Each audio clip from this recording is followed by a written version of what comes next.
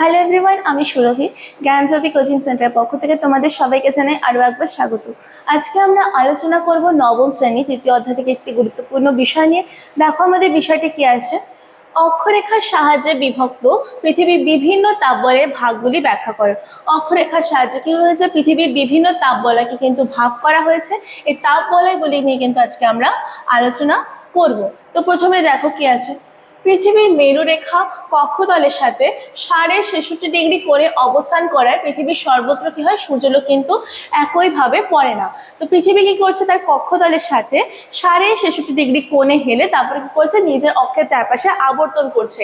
এই আবর্তন করার কারণে 66.5 ডিগ্রি কোণে আবর্তন করার কারণে কি হচ্ছে, সূর্যের যে আলো রয়েছে সেটা কিন্তু পৃথিবীর সর্বত্র একইভাবে বা একই কোণে কিন্তু পড়ছে না।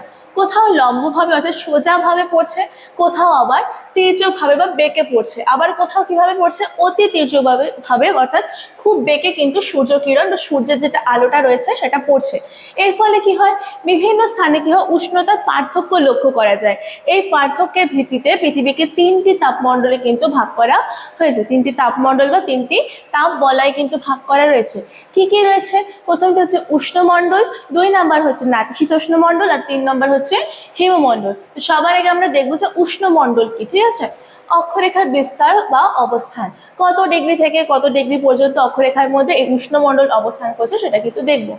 0 ডিগ্রি থেকে 23.5 ডিগ্রি উত্তর ও দক্ষিণ পর্যন্ত, 0 থেকে 23.5 ডিগ্রি উত্তর দিকে, আবার 0 ডিগ্রি থেকে 23.5 ডিগ্রি দক্ষিণ দিক পর্যন্ত কিন্তু উষ্ণমণ্ডল বিস্তৃত রয়েছে। এর বৈশিষ্ট্য কি আছে, সারা বছর কিন্তু এখানে উষ্ণতা বেশি থাকে। ঠিক আছে, সারা বছর উষ্ণমণ্ডলে উষ্ণতা কিন্তু খুব বেশি থাকে। কেন, কারণ এখানটা সূর্য সারা বছর লম্বভাবে কিরণ দেয়। সৃষ্টির কারণে যে উষ্ণমণ্ডল সৃষ্টি হয়েছে, এর কারণটা কি, সূর্য রশ্মি বা সূর্যের যে আলো রয়েছে সেটা কি হয়, সারা বছর মোটামুটি লম্বভাবে পড়ে দেখে কিন্তু এখানে সারা বছর গ্রীষ্মকাল বা গরম কিন্তু বিরাজ করে। তারপরে কি আছে দেখো, 2 নম্বর বলয় নাতিশীতোষ্ণ মণ্ডল। এর অক্ষরেখার বিস্তার বা অবস্থান কি আছে, 23.5 ডিগ্রি উত্তর থেকে 66.5 ডিগ্রি উত্তর পর্যন্ত কি রয়েছে, উত্তর নাতিশীতোষ্ণ মণ্ডল, এবং 23.5 ডিগ্রি দক্ষিণ থেকে 66.5 ডিগ্রি দক্ষিণ পর্যন্ত কি রয়েছে, দক্ষিণ নাতিশীতোষ্ণ মণ্ডল। একে আবার দুটো উপতাপ মণ্ডলে ভাগ করা হয়। কি কি, উত্তর নাতিশীতোষ্ণ মণ্ডল, যেটা কি হয়েছে 23.5 ডিগ্রি উত্তর থেকে 66.5 ডিগ্রি উত্তর পর্যন্ত বিস্তৃত। আরেকটা উপতাপ মণ্ডল কি, দক্ষিণ নাতিশীতোষ্ণ মণ্ডল, যেটার বিস্তার 23.5 ডিগ্রি দক্ষিণ থেকে 66.5 ডিগ্রি দক্ষিণে। বৈশিষ্ট্য কি আছে দেখো, সারা বছর উষ্ণতা এখানে মাঝারি প্রকৃতির থাকে, অর্থাৎ না খুব বেশি গরম না খুব বেশি ঠান্ডা, মাঝারি বা মনোরম প্রকৃতি কিন্তু জলবায়ু বা উষ্ণতা কিন্তু এখানটায় লক্ষ্য করা যায়। সৃষ্টির কারণ কি, এই যে নাতিশীতোষ্ণ মণ্ডল, এটা সৃষ্টি কি কারণে হয়েছে দেখো, সূর্য রশ্মি তির্যকভাবে পড়ায় বা বেঁকে পড়ায় কিন্তু এই নাতিশীতোষ্ণ মণ্ডলের সৃষ্টি হয়েছে। 3 নম্বর তাপ বলয় কি আছে দেখো, হিমমণ্ডল। হিমমণ্ডলে অক্ষরেখার বিস্তার এবং অবস্থান, 66.5 ডিগ্রি উত্তর থেকে 90 ডিগ্রি উত্তর পর্যন্ত কি রয়েছে, উত্তর হিমমণ্ডল, এবং 66.5 ডিগ্রি দক্ষিণ থেকে 90 ডিগ্রি দক্ষিণ পর্যন্ত রয়েছে হচ্ছে দক্ষিণ হিমমণ্ডল। ঠিক আছে, একে হচ্ছে দুটো উপতাপমণ্ডলে ভাগ করা যায়। এখনই বললাম, উত্তর হিমমণ্ডল আর হচ্ছে দক্ষিণ হিমমণ্ডল। উত্তর হিমমণ্ডল যেটা উত্তর দিকে বিস্তৃত, 66.5 ডিগ্রি থেকে 90 ডিগ্রি উত্তর পর্যন্ত উত্তর হিমমণ্ডল, আর 66.5 ডিগ্রি দক্ষিণ থেকে 90 ডিগ্রি দক্ষিণ পর্যন্ত কি রয়েছে, দক্ষিণ হিমমণ্ডল কিন্তু রয়েছে। এই হিমমণ্ডলের বৈশিষ্ট্য কি আছে দেখো, সারা বছর উষ্ণতা কিন্তু কম থাকে, মানে সারা বছর এখানে কিন্তু উষ্ণতা একদম কম থাকবে। সৃষ্টির কারণ কি, সূর্য রশ্মি অতি কম পরিমাণে পৌঁছায়, খুবই তীর্যক বা অতি তীর্যকভাবে পড়ায় কি হয়, সূর্যের যে আলোটা রয়েছে খুব কম পরিমাণে পৌঁছায়। এত কম পরিমাণে পৌঁছানোর জন্য কি হয়, 6 মাস সূর্যালোক প্রায় এখানে পড়েই না। এখানে কি হয়, একটানা হচ্ছে 6 মাস দিন এবং একটানা 6 মাস রাত্রি থাকে। যখন একটানা 6 মাস রাত্রি থাকে, একেবারে সূর্যের কোনো রকম আলোয় কিন্তু পৌঁছায় না।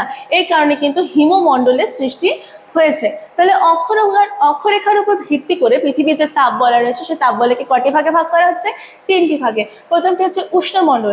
উষ্ণমণ্ডলের বিস্তার কেমন রয়েছে, 0 ডিগ্রি থেকে 23.5 ডিগ্রি উত্তর এবং দক্ষিণ পর্যন্ত রয়েছে উষ্ণমণ্ডল। তারপরে আছে হচ্ছে 2 নম্বর নাতিশীতোষ্ণ মণ্ডল।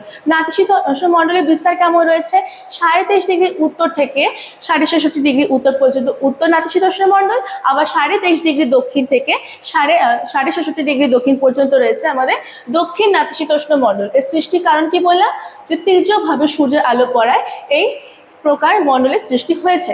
তারপর সর্বশেষ যে মণ্ডলটা রয়েছে সেটা হচ্ছে হিমমণ্ডল। এর বিস্তার কি বললাম, 66.5 ডিগ্রি উত্তর থেকে 90 ডিগ্রি উত্তর পর্যন্ত উত্তর হিমমণ্ডল, আবার 66.5 ডিগ্রি দক্ষিণ থেকে 90 ডিগ্রি দক্ষিণ পর্যন্ত কি রয়েছে, দক্ষিণ হিমমণ্ডল কিন্তু রয়েছে। তো আশা করছি আজকে আলোচনা তোমরা সবাই বুঝতে পেরেছো। সবশেষে একটি ছোট্ট ইনফরমেশন তোমাদের দিয়ে রাখছি, দেখো তোমরা যারা ভাবছো আমাদের সাথে যুক্ত হবে, স্ক্রিনে দুটো নাম্বার দেওয়া আছে, যে কোনো একটি নাম্বারের সাথে কিন্তু তোমরা কল করে বা যোগাযোগ করে আমাদের সাথে যুক্ত হয়ে যেতে পারো। সুযোগগুলি পাচ্ছ, দেখো নোটস পেয়ে যাচ্ছ, পিডিএফ পেয়ে যাচ্ছ, যদি কোনো ডাউট থেকে থাকে সেই ডাউট ক্লিয়ার করার কিন্তু সুযোগ তোমরা পেয়ে যাচ্ছ। এছাড়াও রেকর্ডেড ক্লাসেস, সাজেশনস পেয়ে যাচ্ছ পরীক্ষার আগে, তারপরে মক টেস্ট এবং লাইভ ক্লাসের মতো সুবিধা কিন্তু তোমরা আমাদের সাথে যুক্ত হয়ে যাওয়ার পর পেয়ে যাচ্ছ। তো আজকের জন্য কিন্তু এতটুকুই ছিল, দেখা হচ্ছে পরের ক্লাসে। Thank you.